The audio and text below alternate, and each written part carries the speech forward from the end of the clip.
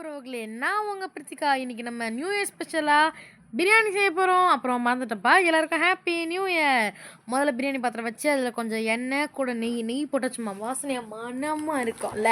அடுத்து கொஞ்சம் ஸ்பைசஸ் இந்த இலை, கிராம்பு, பட்டை இதெல்லாத்தையும் அப்படியே சேர்த்து விட்டுறலாம். அப்படியே போட்டதும் அது பொரிஞ்சு வரப்பயே நம்ம வெங்காயத்த எடுத்து அப்படி போட்டோம். பூவா போட்டு ஒரு கிளறுனோம்னா அப்படியே கோல்டன் கலர்ல ஆகும். அப்போ அப்படியே கொஞ்சம் இஞ்சி பூண்டு பேஸ்ட் இருக்கும். அதையும் சும்மா ஒரு 2 ஸ்பூன் தளுக்குன்னு போட்டோம்னா, அப்படியே வதக்குன்னு அதுவும் வதங்கிடும்.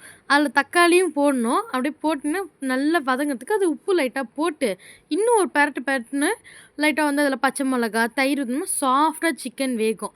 அதுக்கப்புறம் அதில் கொஞ்சம் புதினா, மசாலாலாம் போட்டு லெமனை புழிஞ்சு விட்டா, என்ன வாசனை! சிக்கனை போட்டு பெரட்டி எடுத்தா வாசனை.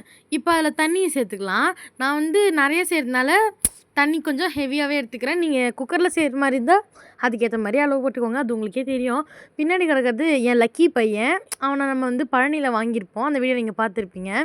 அப்படியே தம் போட்டுடலாம். இது வந்து தம் பிரியாணி, அதனால தம் போட்டுடலாம். என் தங்கச்சி பார்த்தீங்களா பின்னாடி ஹாயாக உட்காந்துன்னுக்கிறா.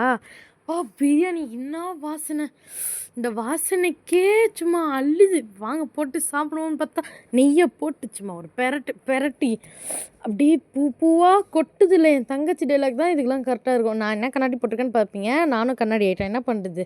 It's all fat. இதை சாப்பிட்டு பார்ப்போம்.